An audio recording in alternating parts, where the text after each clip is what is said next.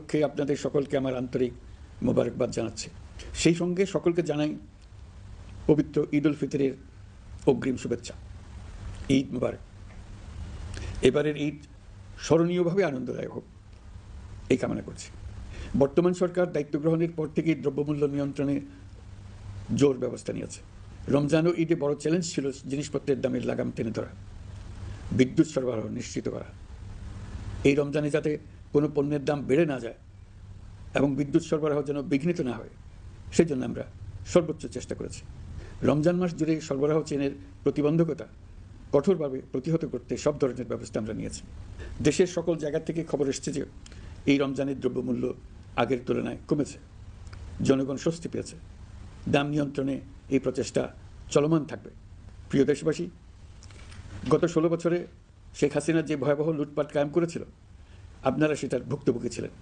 ছাত্র জনতার অভ্যুত্থানের মুখে তারা পালিয়ে যাবার সময় এক লণ্ডভণ্ড অর্থনীতি রেখে গেছে।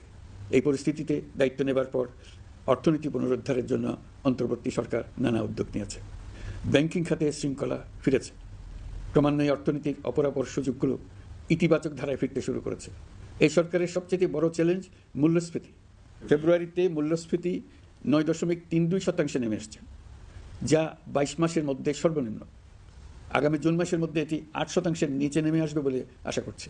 দেশের ধ্বংসপ্রাপ্ত অর্থনীতিতে স্বস্তি এনে দিয়েছে আমাদের প্রবাসী ভাই বোনেরা।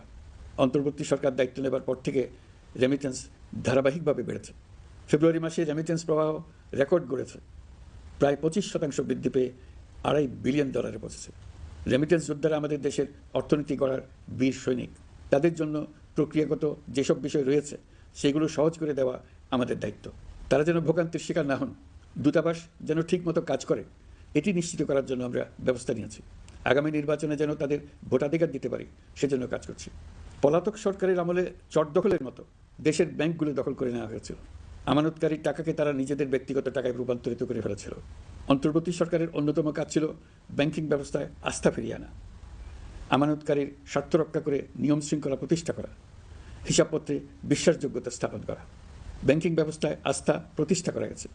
এর ফলে অর্থনীতিতে শৃঙ্খলা ফিরেছে। অন্তর্বর্তী সরকারের অর্জনগুলোর মধ্যে এটা ছিল খুবই গুরুত্বপূর্ণ। গত সরকারের লুটপাটের মহোৎসবে গত 15 বছরে $234 বিলিয়ন পাচার হয়েছে। এটা আমরা জানি।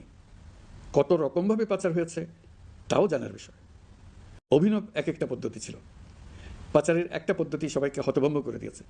এই পাচার হয়েছে বিদেশে অধ্যয়নরত সন্তানের কাছে টাকা পাঠানোর নামে। তিনি সন্তানের লেখাপড়ার জন্য এক সেমিস্টারের অর্থাৎ 3 মাসের